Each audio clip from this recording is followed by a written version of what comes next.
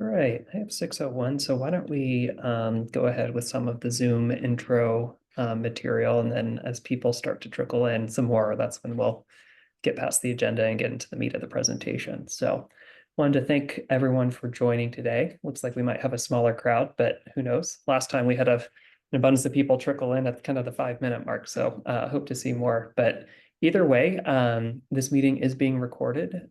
So for your neighbors or friends who might want to view it, we'll have the opportunity to review it online to provide some additional input. So I'm going to share a screen and we'll do introductions and give people a little bit of background on the study.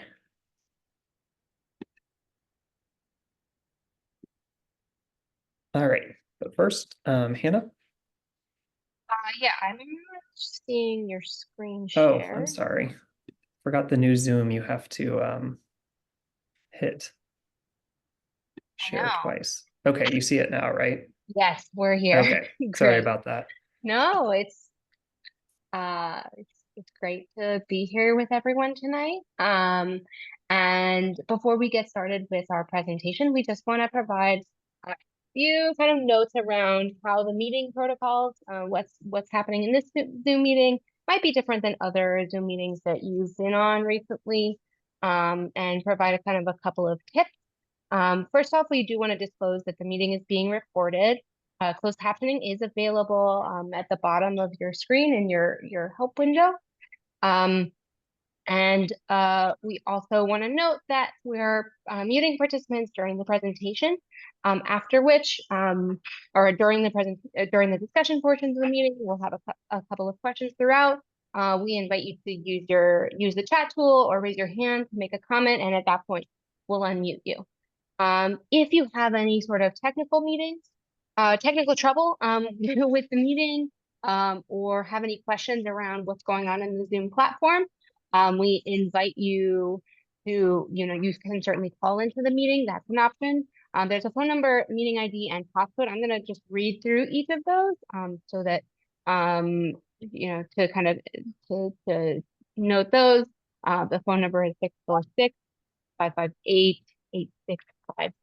The meeting ID is 827-5040-1512, and the passcode is 344 613. I also want to note that that if you're having any trouble with bandwidth or access to the meeting, we do recommend that closing background apps or programs or limiting downloads can also help improve how the meeting might be going. And the meeting is best viewed on a larger screen because we do have some maps and other materials to share. If you have any other questions, feel free to send a chat out to the group or to the technical host, or you can also send an email to Cassandra J. Valcourt at imedcorp.com. And that is CASSANDRA.J.VALCOURT at IMEGCORP.com. Sam, you've got your hand up. Do you want to add something? Yes, absolutely. Okay, so I'm going to turn it over to Sam Gold, the Executive Director of RiverCOG, for some introductions, perhaps. Oh, I'm sorry. Here. You should be able to mute now. Yeah, I just wanted to, the chat is disabled. So yeah, everyone was in the chat was disabled, so there was no way to communicate besides emailing. So yeah, if you could just undisable the chat, then I think that would be better. Yeah, we'll do that. Absolutely. We'll do that right now.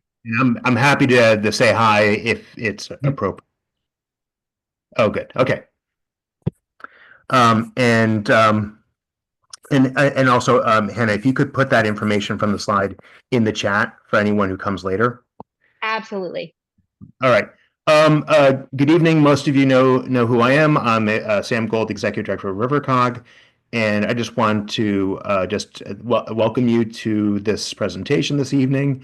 Our project manager, we have two project managers. We have Rob Haramet from RiverCOG and Michael Heelan from FHI Studio. So there they are. So we're glad to have them and our teams working on this, and also we have support from the subconsultant Ty and Bond. Um, and this was made possible by a federal grant that we received a couple years ago through a national program called Safe Streets and Roads for All to address the safety issues in our region. So you will probably, I'm sure Michael or one of the team will be going over all this, but we're very happy to have you this evening, and we look forward to hearing your comments and information that really only you can tell us. So thank you again. Great, thanks, Sam.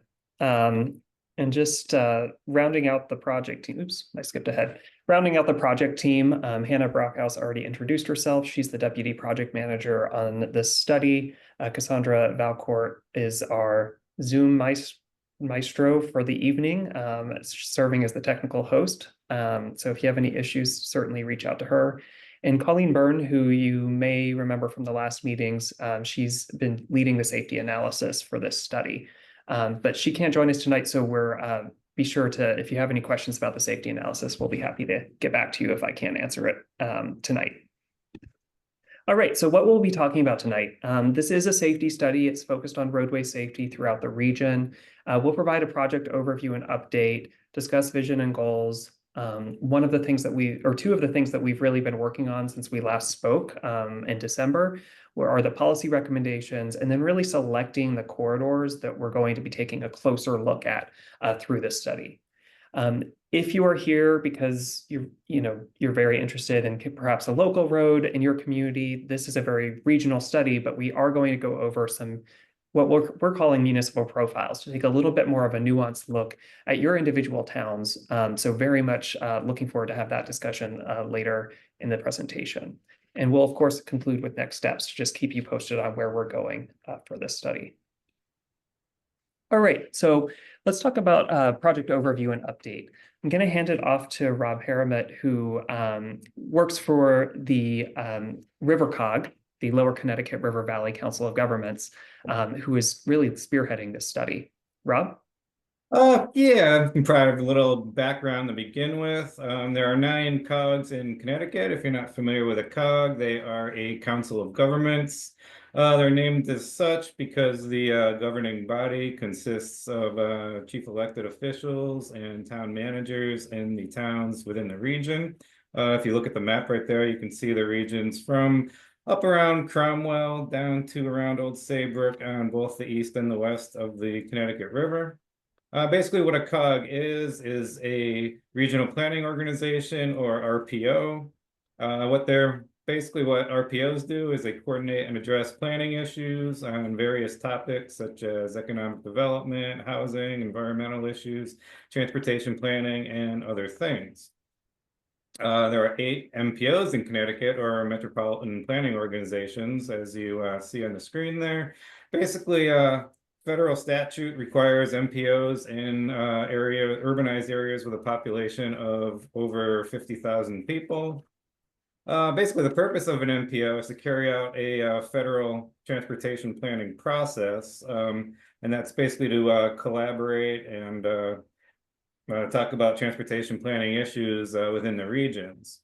Quite the broad, definition of basically the federal transportation planning process an MPO is required to do is pretty much to work on providing a safe and efficient multimodal transportation system through a continuing cooperative and comprehensive process. As part of this process, we had applied for a Safe Streets and Roads for All competitive grant under the current federal transportation legislation. And basically, the purpose of there's 3 different kinds of grants. There's implementation grants, planning grants, and demonstration grants. We had applied for and were awarded a planning grant, which is what we are working on now. Basically, the main goal is, to prevent deaths and serious injuries on our nation's and regional roadways, not just for vehicles, but for all users, such as transit users, bicycle users, pedestrians, and pretty much all users of the system. Okay, great. Thanks so much, Rob. That Sure. gives a little bit of overview of the program and the region. This is a really exciting opportunity to do one of these studies to really focus in on certain areas of the region that have a higher risk of fatal and serious crashes, and eventually, hopefully, get you successful funding for implementation of safety projects.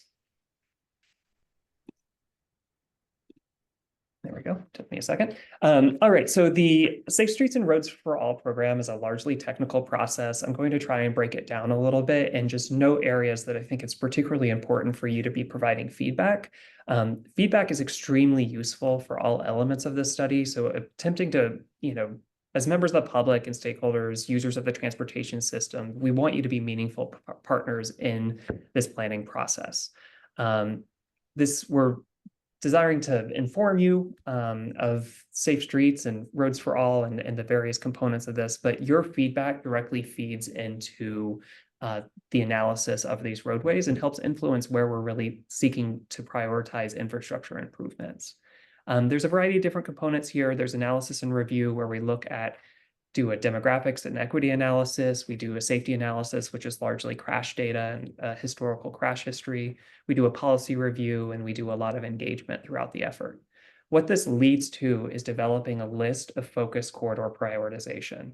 I do a lot of these kinds of projects, and within any given geography, there is a substantial number of crashes that are occurring on a very small number of roadways. So what this process does is really helps us zoom in on where those roadway segments are that are generating the crashes, particularly the fatal and serious crashes that we're seeing, in hopes that we can get funding and improve, make safety improvements so that all these crashes will eventually be eliminated.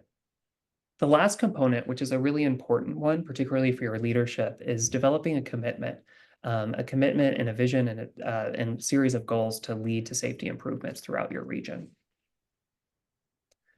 So at the December public meeting, I just wanted to highlight some of the things that we heard. We got a lot of feedback and we've kind of processed it and incorporated it into our overall effort.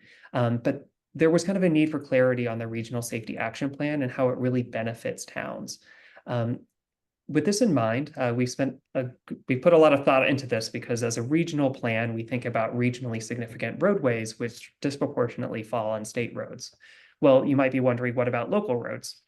For this reason, we started to think about the municipalities and towns just individually and thinking about the roadways that are in most need of safety improvements and how this process can really help improve those areas.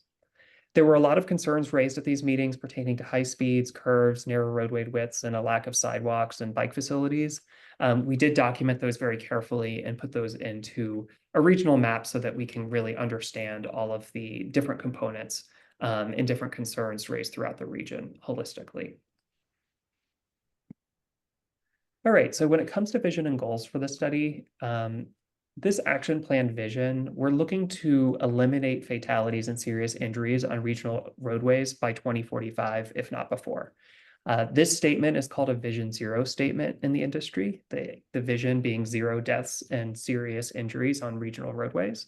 And this is a regional goal that we're setting, but we're going to encourage all municipalities and transportation agencies within the region to align their infrastructure investments, their safety initiatives with this Vision Zero policy.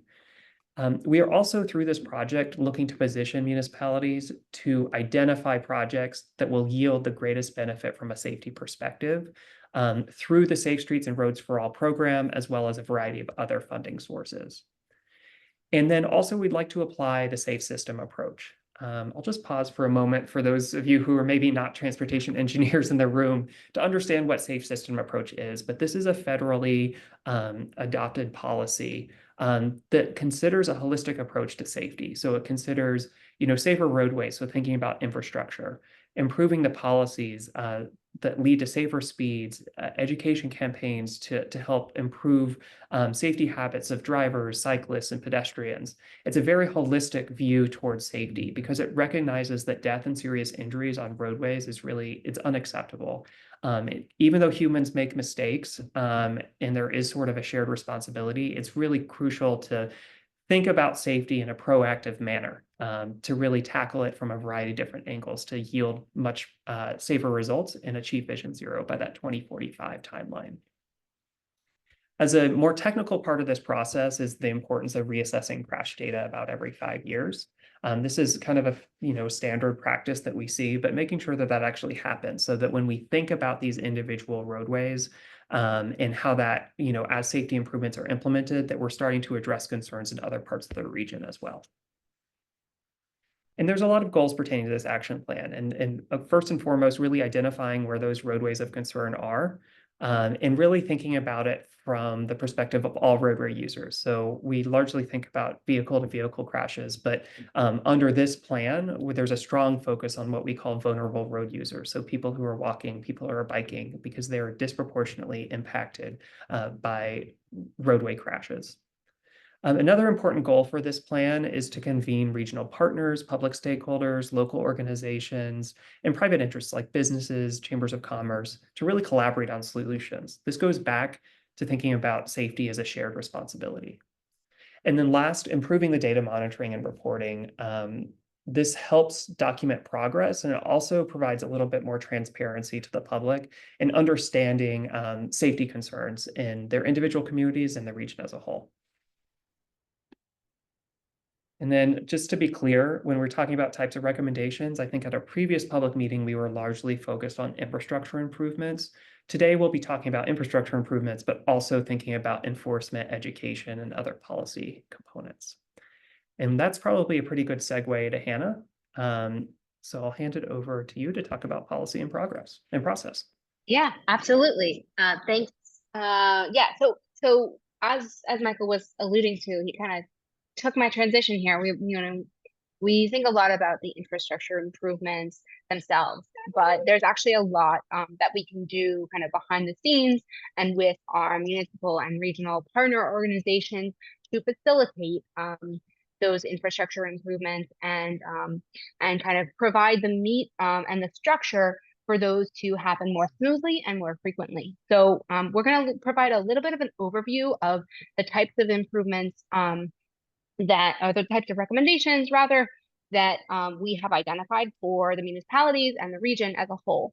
And those run the gamut from mechanisms for enforcement to prioritizing the kinds of projects that are going to result in safety improvements for the region, to speed management, data, really a big variety here in the types of recommendations that this can cover. So I'm just going to highlight a few of them because these can get pretty wonky. But starting with kind of how projects get through the pipeline and actually get on the streets. We always want to make projects move faster and make kind of reduce the time it takes for a project to or for a plan to get implemented.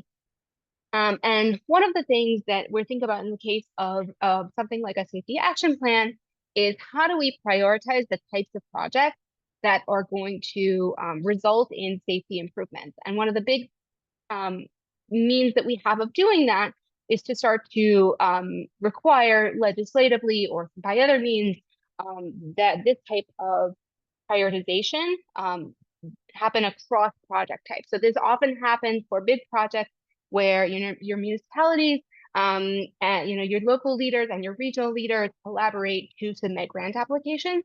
But this is also something that can be considered by your municipal designers, your municipal kind of reviewers of projects that are happening because a utility provider is opening up the roadway or there's routine maintenance. And so there's structures in place that we can work on to ensure that when those streets are reconstructed, they're also taking into consideration what the street's going to look like when it is reconstructed and see if there's any opportunities to reconfigure that in the process since it's already being updated. And one of the other, this is all very tied in with prioritizing, at the municipal level, at the regional level, both Complete Streets and Vision Zero, which kind of fall hand in hand in this way to span multimodal networks and and really think about a systems approach to saving lives. So this is a graphic that specifically focuses on Vision Zero, as the most kind of closely aligned with our action plan, which we're discussing this evening, really illustrating the potentially kind of reactive nature of a traditional approach to safety planning versus a Vision Zero approach, which is much more proactive. And Michael really did a great job earlier in the presentation of talking through that proactive means of a redundant approach to preventing fatalities and serious injuries. So these are all policies. These are both policies that can be adopted at the municipal, the regional, and at all levels of government. We also have a series of recommendations that focus on vulnerable users. Obviously something that we are thinking about closely because of the nature of vulnerable users. We know that they have a increased likelihood of injury or fatality with crashes, but also this is something that we heard a lot about in terms of kind of your priorities during our last round of public meetings back in December.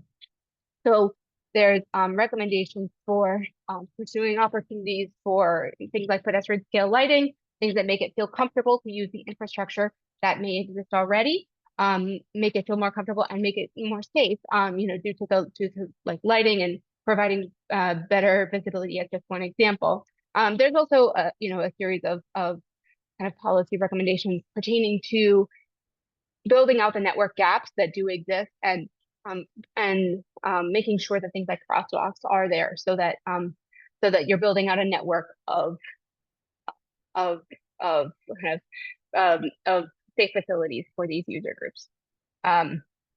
There's also a couple of regional policies that can consider that are on the table, namely the Connecticut legislature has adopted a policy for red light cameras and speed cameras where drivers are going at least 10 miles over the speed limit. So there's now a process in place by which municipalities can pursue locations for automated traffic enforcement and ultimately go through a process of Connecticut Department of Transportation approval for those. And really that should be kind of a location-based approach to safety. And then there's also, a variety of other programs. Safe Routes to Schools is a big one. This time of year that Safe Routes to Schools programming is out on the street everywhere. You probably have, many places are having a focus on that. This week in particular, there is a Connecticut DOT program for Complete Streets. For Safe Routes to Schools, including active transportation microgrants that are available for communities to fund educational opportunities, engagement opportunities around encouragement of walking and biking and access of those for schools that can fund things like helmets, safety training, which is what the photo is showing here. And this is something that municipalities can pursue or schools can pursue, school leaders can pursue, right now with partnership with the DOT. We also want to highlight a series of improvements that, I talked earlier in this section about kind of the life cycle of projects and how we want to kind of get projects done faster. And a quick build project is a means of using those low cost materials to offer immediate safety benefits. And this can be a means of building out a lot of improvements with relatively, fewer dollars. And so Connecticut DOT has a program for quick build demonstration projects on state roads, which kind of goes through and helps articulate a process for that. So it's a great opportunity for future collaboration. So we've just got a couple of examples of places that we've done this, and this has been effective in Connecticut and across the region. These are both a couple of examples, the left of which is in the capital region, and the right is in Norwalk. So these were facilitating quick safety improvements at intersections where there was a known challenge. And I know that the example in Norwalk on the right is still in use today. So these are, these can be very quick projects, but they can also have market improvements that last a little bit longer. And we've also done this across the region. We've got a couple of examples from New Jersey. Of these can, not only be safe, be pedestrian kind of and curb extensions to kind of bump out the crosswalk and improve safety, but these can also include more temporary installations of bike facilities, etc. So to wrap up this section, I think I have one more slide here. Yeah. We want to kind of start to have a discussion around what of these types of projects, policies, practices might be interesting for you and you think might have an application for your community. And this is something that we want to kind of take back and make sure that we're kind of integrating in our recommendations. So I've got a couple of questions on the screen. Definitely would love to hear from people at this point. If you want to raise your hand or offer stuff in the chat, we'll unmute you and have a little bit of a discussion here. So, firstly, we want to ask about Safe Routes to School programming. Is that something that you would be interested in your community? And also if there, how familiar you might be with quick build or demonstration projects, and if you see any kind of quick opportunities for that type of improvement in your community as well. We could also have kind of any, some conversation around other kind of strategies of promoting non-vehicular modes.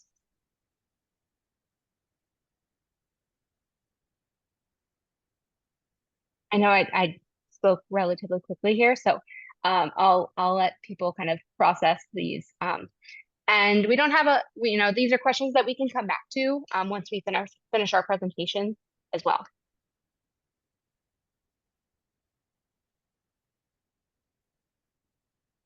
And maybe Michael, we come back to this. Yeah, sure. So give people an opportunity to think a little bit about this and to elaborate a little bit more. So again, Safe Routes to School, this comes in a variety of different forms. There's been education for walking and biking. There's been actually going out into the field with engineers and planners to see what improvements can be done around the school. There's been programming such as bike rodeos. There's been what we call like bike trains, where parents will organize, or other community members will organize so that you can safely get bikes to drop by different houses and pick up students along the way, and collectively have kind of safety in numbers approach to getting to school. So it's a really exciting program, and it's been around for a number of years. If this is something that a school in your community might be interested in, please certainly let us know, because it's something that can be funded or partially funded through through this existing grant program. And then when it comes to opportunities for quick build demonstration projects, just be thinking about areas where you have some safety concerns, because there might be a quick build approach. Sometimes infrastructure projects can really take years to get implemented because of the slow funding nature. For other reasons too, it just sometimes requires a lot of design. But for improvements that can be made really quickly or efficiently, this is a really great opportunity. And it's another thing that can be funded through additional opportunities in the Safe Streets and Roads for All program. So we're actively looking for interested communities for both of these initiatives. Yeah, I see you have your hand raised, Gregory. Can ask to unmute. Let's see, did you get a notification? Good evening. How's everybody doing? Good. Good.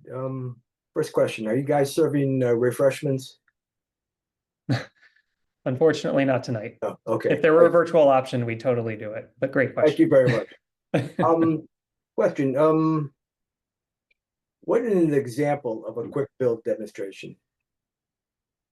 Sure. Let me go back to some slides. Okay, so I'll explain some of these. Let's see, this one's a nice aerial, so we'll start with this one. And just so you know, they don't have to be colorful like this. This is kind of what the community was looking to do. But here we have an example of a roadway that is perhaps a little bit wider than it needs to be. This is in a very commercial area of Norwalk here, that didn't have crosswalks. and also had relatively large crossing distances. So what we did is we worked with the city of Norwalk and volunteers from the community who were interested in this area. And we extended the curb, in certain locations. I don't know if you can actually see my mouse, but I am Sure, pointing. yes. You extending the curb to shorten the crossing distance and improve visibility for pedestrians. Here we provided a pedestrian median area. And then these crosswalks were actually not there. So those were painted to really delineate that space. I Okay. know it seems like, when putting in a crosswalk should be a relatively easy effort, but it does need to be funded. And sometimes that can be a little bit of a process. Sure. But this is something that was completed in an afternoon. In fact, yeah, this image is from that Okay. development or from that the actual process. And Right. again, depending on the paint, some of the paint will last for months. Others, it's kind of an afternoon activity, and then just to test things out. Okay, thank So you. that's just one example. Right. Kind of off topic, and then I'll get back to my main point. My wife and I went to Virginia 2 weeks ago to attend a wedding. Having lived in Killingworth for a very long time, I was amazed and kind of astounded taking I-95 all the way to Virginia.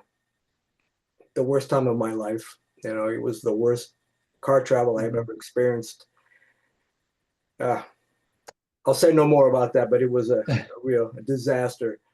Right. Lots of accidents, lots of congestion, almost a broken system, quite honestly. Mhm. In local communities like Killingworth, I don't know if that is part of your, scope.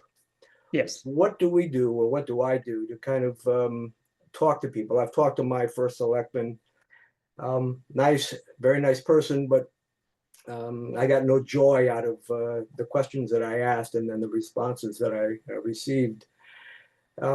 What can one individual or group of individuals do to kind of push something that they see as a critical problem, but it's not being attended to?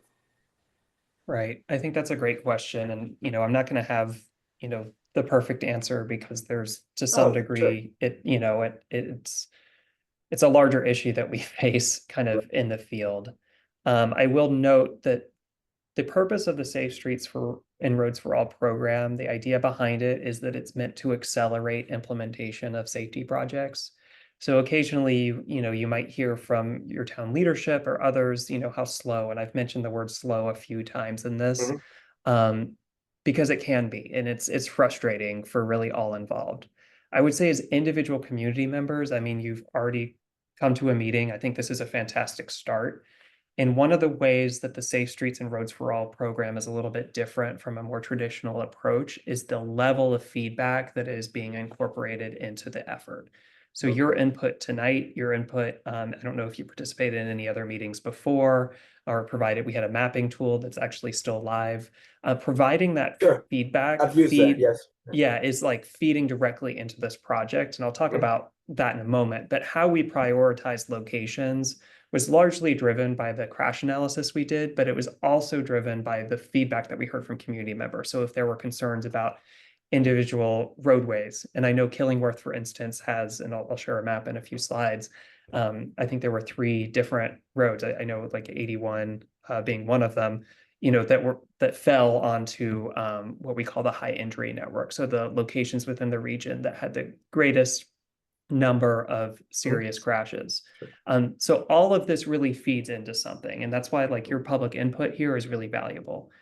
Going back to kind of working with your town leadership, I think just encouraging these changes is incredibly beneficial, because increasingly we're seeing from a funding perspective, both at the state and national levels, public feedback and interest in actually seeing change is really helping drive some of the change that's occurring. Sure. So it might feel small and frustrating and slow, but it is speeding up, which is why this program is really exciting. Just as a point, I would have hoped that, and they probably have met with you people several times, if not more. I was hoping that they would be here tonight, some local government people, to maybe hear or, have input, from their local communities about situations. Just, Yeah, that's a great point. And I will note that Eric from from Killingworth is involved. So we have Yes. a whole nother prong of an engagement, and he's on our committee. So, and I've actually had one-on-one conversations with him too. So we're reaching out to the towns individually because unfortunately not everyone can make a public meeting. Sure. But we'll share the recording with them. Okay. Sam, I saw you had your hand raised. Sorry, I'm switching between screens. So sorry if you've been your hand up for a while. Yeah, I just wanted to say that we will be presenting this to all of the first selectmen at our monthly board meeting on Wednesday, is it 28. or 28? Yeah. Yeah, so FHI will be doing a presentation to the mayors, town managers of our region. So so it's unfortunate that we don't have them here tonight, but they are very much part of the process, and the final presentation will be given to them for their adoption, for them to adopt this plan as the board members of RiverCOG. So. All right, so I don't know who had their hand up next. I'm sorry, I don't see the list, but Next we'll was go- Lori. Lori, Sorry. okay. Oh, Thank you. My name is Lori McElwee, and I'm the South Central Regional Mobility Manager. And I'm on the road almost every day, all times of the day. And I see a lot on the roads of how people are driving and the lack of courtesy. And it's really disappointing. But then there are other times when I see people that let me in or merge or just make sure, show me grace or whatever. So it still exists. But sometimes I think we need to have signs up on the road that says your chances of hurting someone or killing someone are this percent greater if you drive over the speed limit by this amount, or what you could do to a person that's working on the road. Or we just see it all the time. And maybe if we see signs up all the time to remind us that we need to buckle up, slow down, and remember our manners and give people breaks and just try to drive like we used to drive back in the day. So I want to thank Sam and Rob for bringing this important program and looking at all the potential ideas, not only just for the school kids, but it's kind of an intergenerational type program where we can get everybody in the community if they know, what exactly we're doing and how we're doing it and how they can be a part of the solution and make things better for our community so we can all live there and all live safely. Thank you. Fantastic comment and extremely inspirational. So it's great to hear this at a public meeting. Thanks for raising that, Lori. And just once more reiterating that one of the things that makes the Safe Streets and Roads for All program unique is the emphasis on policy, which would include things like education campaigns. And I think based off of that comment and comments we've received throughout this effort, we'll be making some recommendations on what a safety campaign could look like. So thank you. Jeff was our next commenter. Yes, next hand. Hi. First of all, sorry for joining about 10 or 15 minutes late. All good. I just wanted to make a quick point. I'm close to 14 years on planning and zoning in Killingworth, and this kind of falls more into the planning than zoning.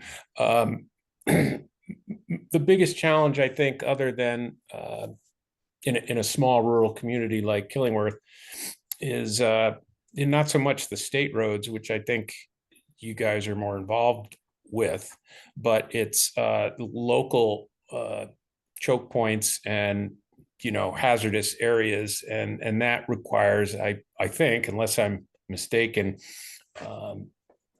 involvement from the municipal end of things for selectmen, et cetera. And it involves, money, and to implement some of these things that would be helpful in bringing people's attention when you're approaching, a really hazardous blind intersection. If it's, something as simple as a diamond sign that says, poor visibility or hazardous intersection ahead, as an engineer, I look at more advanced solutions, that could involve a flashing light or something like that. That only goes off if there's another car approaching from the opposite blind intersection and things like that. But that's really kind of stretching it in terms of money. A simple sign would be better. But again, anything, it was encouraging to hear the other gentleman say that there's going to be a presentation to all the mayors, town managers, first selectmen, board of selectmen, etc., which is good. Any other suggestions you folks could offer to, how we could, really get the ball rolling on some of these non-state roads, local roads to, we don't even, as you probably know, have a police department. We have a part-time state trooper that's, the sole law enforcement in town. Yeah, it's the Wild West sometimes. And Yeah, it's frustrating. no, definitely. And thanks for that comment. Sure. So yes, we're looking for, a variety of different, seeking strategies from you and others, but also applying national best practices for this, because there have been communities, I think more rural communities have a lot of challenges pertaining to, safety infrastructure. There's just, more roads per people, right? And so there's a lot of ground to cover, but we can certainly look into different tools to help your community and others really get the ball rolling, particularly on the local roads that you have jurisdiction over. It's a great point. There's one other comment that came in via the chat, and then, great. Jeff's comment was really kind of starting to transition into some of the location-based findings. So maybe after this comment, we'll kind of switch over into the next part of our Sure. presentation. Nikki Lindbergh asked what data exists on the number of students who would like to walk or bike to school and don't because it is not safe.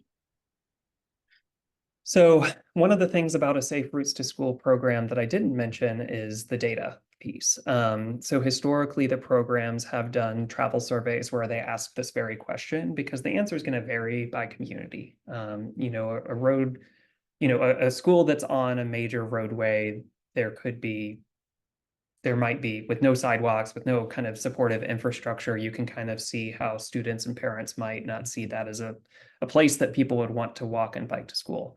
However, I think that within any given community, whether they're students or anyone else, there's latent demand for walking and biking more. So I don't know the exact number. I think it's probably going to vary from school to school, but I think that there is a larger number of people who would like to be able to walk to school who can't currently because the infrastructure doesn't support it. So that's really what they're trying to do and what they're trying to target with this program, because since about the 60s or 70s, 1960s, 1970s, where the majority of students were walking and biking to school, that has greatly declined, nationwide. This is not specific to your region by any means. And so the entire program is set up to really encourage that walking and biking and restoring some of those numbers, because we can presume that there are people who want to be able to have their kids walk and bike to school rather than kind of wait in the pickup line. It's not everyone, and it's not for everyone, and it could be harder to imagine at some schools than others because of the infrastructure. But I think you make a really good point, Nikki, in that there are a lot of students who would really like that opportunity. All right. So if no more questions, let me see. Look over. Okay, Gregory. Just to unmute. Just very briefly, I'd like to just add on to what Laurie was talking about the manners on the roadway. I think that also extends, and there should be some more education on people who walk, or people who walk in groups. I've noticed, and Jeff may know this because I'm from Killingworth also, you go down a particular road, I won't mention the name, and you have people walking 2 or 3 abreast, and you have very narrow roads. And often people are wearing dark clothing, all right? And with the trees everywhere, with the shadows everywhere, even in midday, it's tough to see people. And Mhm. so you may be doing 20 miles an hour, you may be doing 30, and you may even be doing more than 30. And it's very difficult to see people. So I think there is kind of a cross responsibility for the driver, certainly the most responsible, but also people who are running, walking, sometimes with strollers, with babies. And invariably, they are dressed in very stylishly black clothing, dark clothing. Um, so I wish there was more education or some way to kind of impress upon people to, share the responsibility, because it would really be a big help. Great. Yeah, thanks for that comment. We'll definitely take a note of that, and definitely a education campaign for really all roadway users is perhaps warranted. Great. Oh, Nikki provided a little bit more. Okay, perfect. I see your comment, Nikki, and we'll save that and note that. So let's see. Yeah, given the time, we'll go ahead and keep on rolling. But I love these questions and comments. We'll keep them coming. So let's talk a little bit about the focus corridor selection, because as technical as this is, and I don't want to put anyone to sleep here, but as technical as this is a really, really important component and piece of this this whole study. Before we kind of dive into the technical details, I heard Killingworth. If there's any other towns that any of you are coming from and you feel comfortable or would like to leave it kind of in the chat, or even just speak to it when if you live or work or visit any kind of the communities in the area, that'd be good to know, because we do want to talk a little bit more about the details, and there's no reason to go through all communities if we don't have everyone here. But so feel free to leave that while I kind of go through the next slides. Okay, so when we're talking about focus corridors, what we're doing, and what I mean by focus corridors, is that kind of within any given geography, with any given roadway network, a very small, relatively small amount of roadways lengths actually account for a disproportionate share of crashes in the region. And sometimes that can be really a pretty huge difference. So like 10% of roadways can account for more than half of all serious crashes. So we go through a process to determine which are those areas. We do something called a high injury network, which evaluates the most serious crashes that are occurring, so those that have resulted in serious injuries or fatalities. We look at critical crash rates. So obviously certain roadways are going to have more crashes because more vehicles are on them. So we actually consider the crash frequency that's occurring.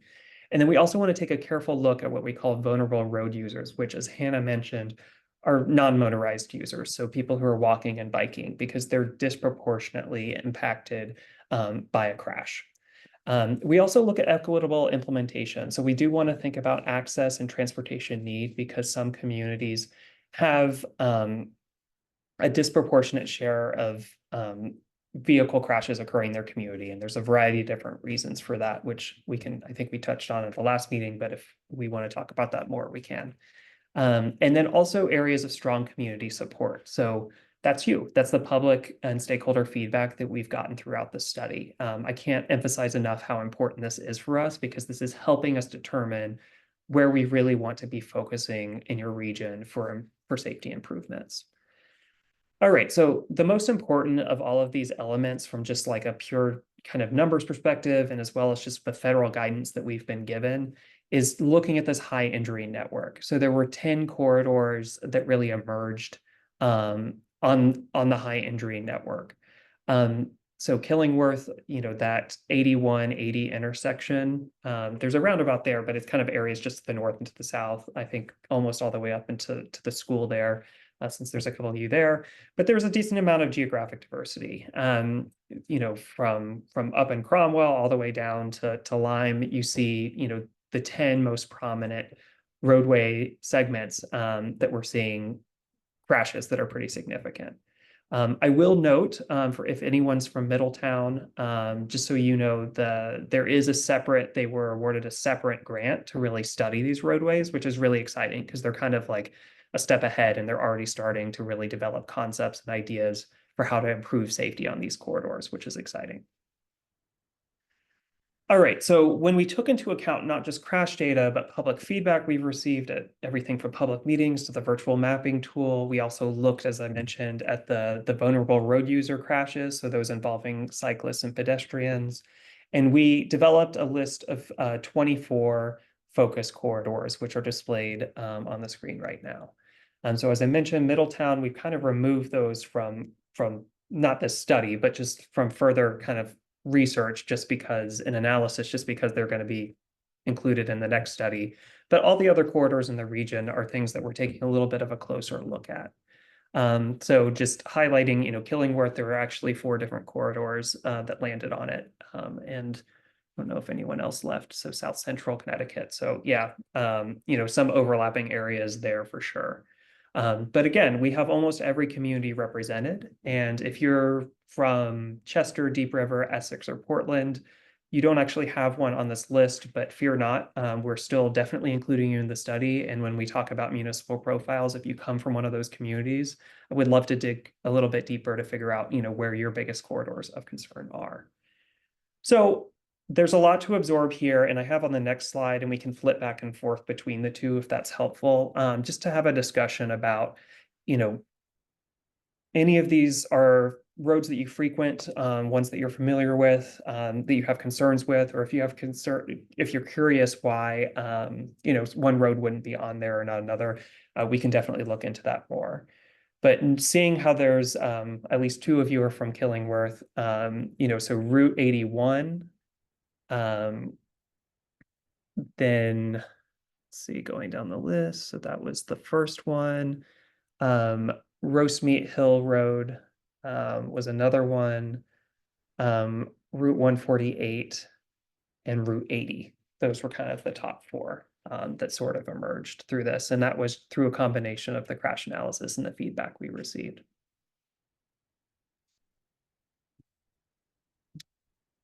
And I'll scoot back to the other screen. And of course, we will be uploading this presentation. So if you do want to dive into it in any more detail, feel free, and you'll be able to submit comments on the website too.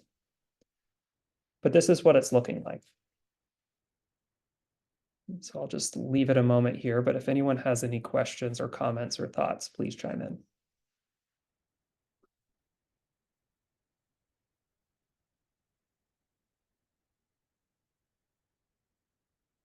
Right, see a hand raised, Jeff?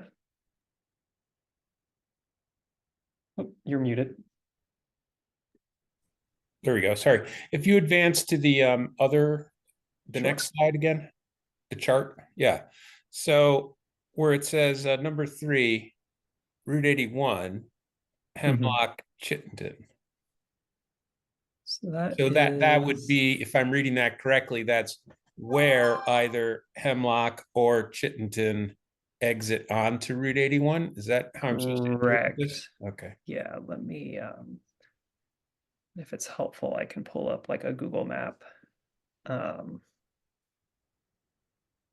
No, I mean, I'm familiar with the areas. Okay. Hemlock, where it comes out to 81, there have been some crashes there, but it's surprising because there's great visibility in both directions.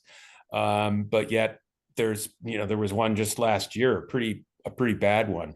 Right. And but it's straight, clear visibility in each direction. Where Chittenden comes out to 81, just south of the traffic circle, yeah, that's horrible visibility and Really bad visibility there. Yeah, I know there's some crashes white knuckle there too. when you pull out of there, especially for cars heading pulling onto 81 and traffic heading south on 81. And if I'm remembering correctly, there's also no shoulders or very small shoulders. No, at that there's location hardly any too. shoulders anywhere down, and not a lot of just a lot of blind intersections and no signage to alert people to it. If you're local and you live here for a time, you get used to these spots and you exercise caution. But if somebody is not from the area, there could definitely be some issues. Yep. No, definitely. Right. See any other hands up? So I'll keep rolling, and we can obviously come back to this slide if there's additional questions. But there's a good group here that of roadways that could be, could use some improvements. So we've got a nice short list here. Where we go from here, so we have 24 focus corridors. We'll be out in the field. If you see some people with clipboards and safety vests in your community, we'll be taking a careful look at 10 of these locations. The Middletown ones, again, we're moving because they're getting very detailed study very soon. But at least 10 of these locations will be out kind of examining, seeing what potential options there could be. And we'll be developing detailed planning level concepts, so actual drawings that will support RiverCOG or individual towns with future grant applications to hopefully get some safety improvements on the ground pretty quickly. All right, and then once again, just reiterating, through this program, it's not just RiverCOG, it's not just me, but really encouraging prioritizing locations that are going to have that really positive safety impact, so have a demonstrated history of crashes. We're looking to benefit underserved communities, both in urban and rural locations, and then having that demonstrated community support or need. When we actually go after these grant applications, that's why your feedback and comments are just so important and why we're documenting all of them, is because it's really important to demonstrate that community support. So, when Gregory kind of asked the question about, how can I help? You kind of already have, because that's really going to help us make the case for getting some of these projects funded. But Safe Streets and Roads for All is a very competitive program. So we'll be also considering additional funding sources. Some of the ones that Hannah mentioned at the state level are also really great options. All right. So I'm going to exit so what we'll be doing is, as I mentioned, we're not just thinking about the region, but also individual municipalities. And we want to document in the individual towns, where the greatest corridors of concern are. So I'm going to flip to at least Killingworth, because I think that's the only one that I know has representation here.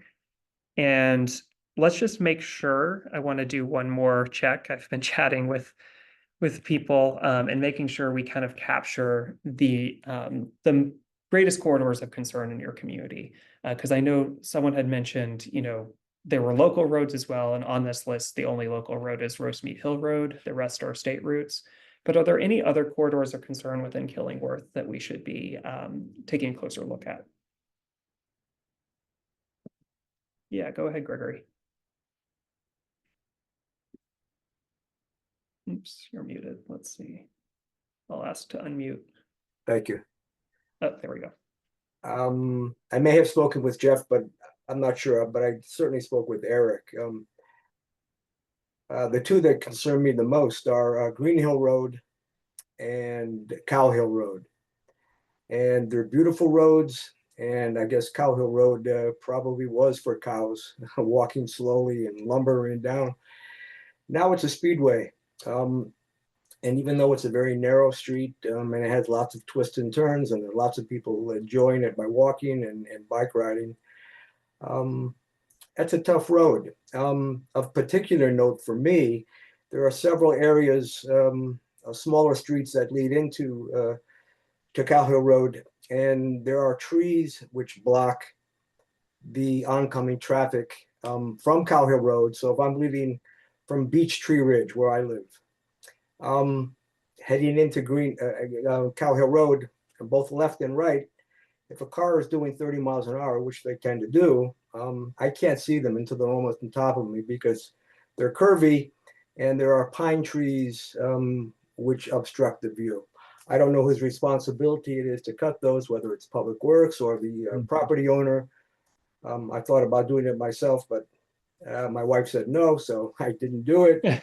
But just things, so certainly Cow Hill Road and Green Hill Road, particularly Green Hill Road also, there's a four-way stop there where only 3 people stop because there's another place where you can't, when you're entering Green Hill Road from Cow Hill Road, you can't see the stop sign, nor can someone who's oncoming traffic see you. So those are my 2 concerns, Cow Hill Road and Green Hill Road. Okay, great. Thank you. Jeff? Hang on, sorry.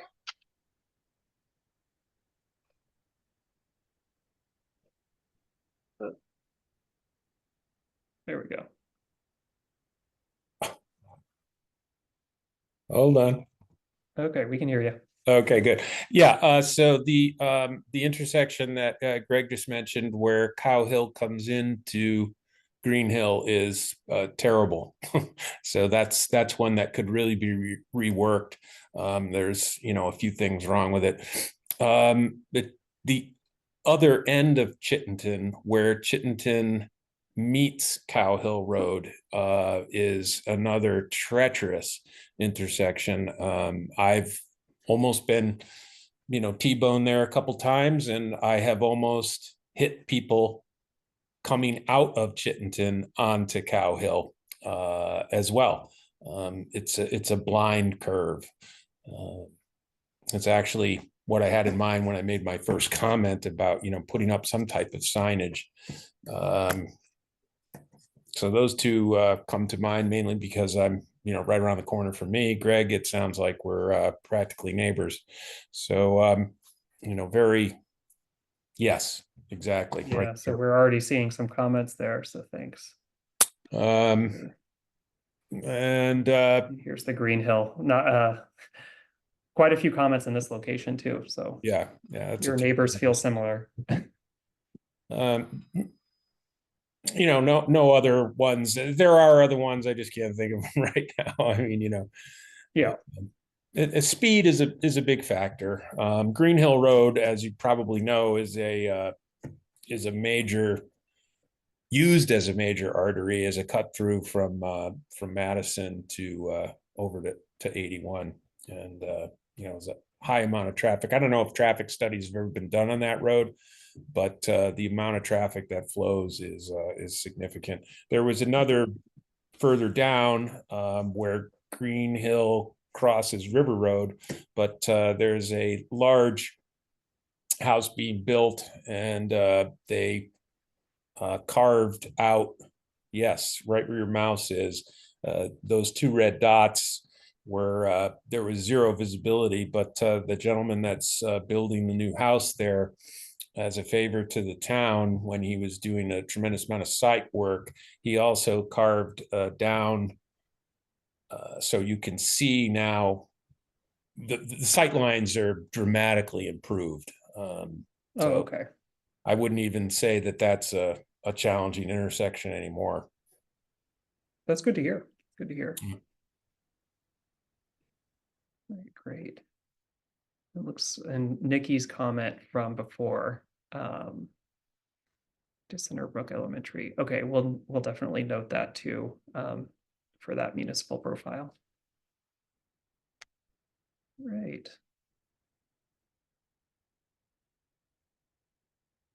Seeing no other comments, we'll keep rolling. But if anyone has any additional municipalities you'd like us to check out, any towns, we'll be happy to pull those up too. But let me just go ahead and wrap up the presentation, then we can open it up to general comments too. All right, so next steps, kind of what's coming up. As I mentioned, we'll be out in the field in the coming weeks, just doing site investigations. We'll be kind of documenting safety concerns, taking a look at the comments that you have already, come up and been shared by perhaps you or your neighbors. Eventually, once we kind of look at all these field investigations, we're going to figure out which are the 3 locations we're going to be developing concept plans for. So just taking it a little bit of a step further to assist with any sort of grants that could potentially come. You hear me talk a lot about grants, but as many of you know, funding is really what kind of guides a lot of safety improvements in the area. So we're trying to make the RiverCOG region and your individual communities as competitive as possible for actually making these things happen.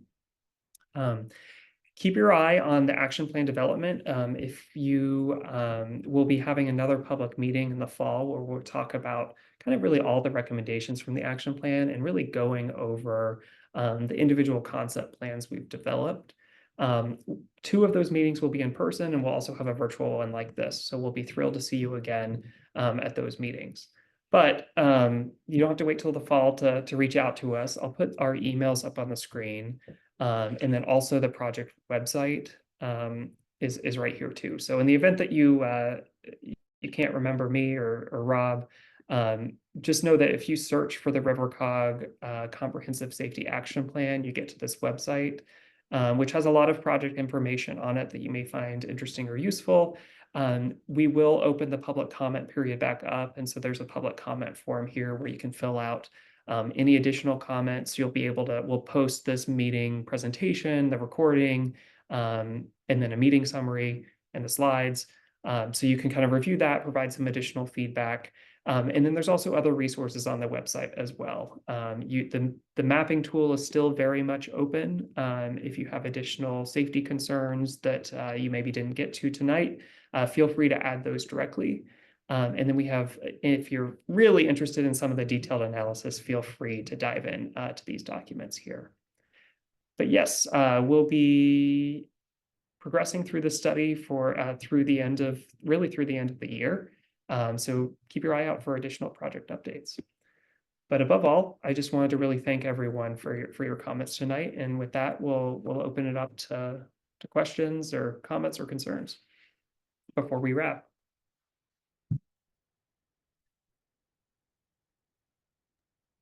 I'll just note, Nikki put a comment in the chat. She said that your plan for a safety campaign is important. Also, speeding should be enforced.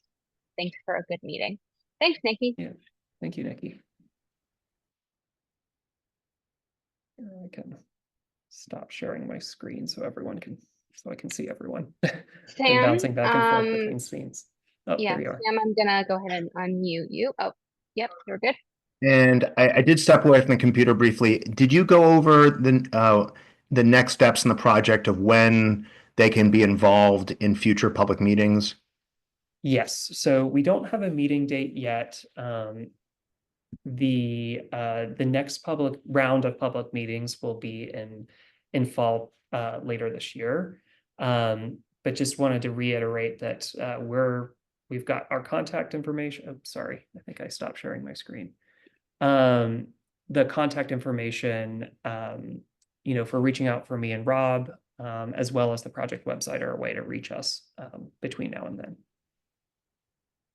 But there will be other opportunities to learn more about this project as it proceeds and to weigh in. And if you have ideas for us, please reach out to one of us and we'll either get it to the team or you can tell them directly. So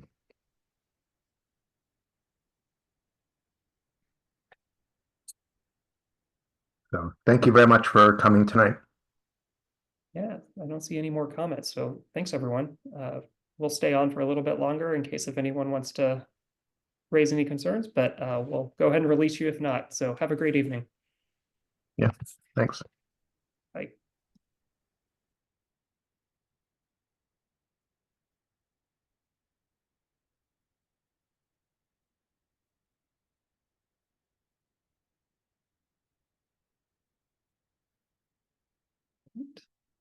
Not seeing any others.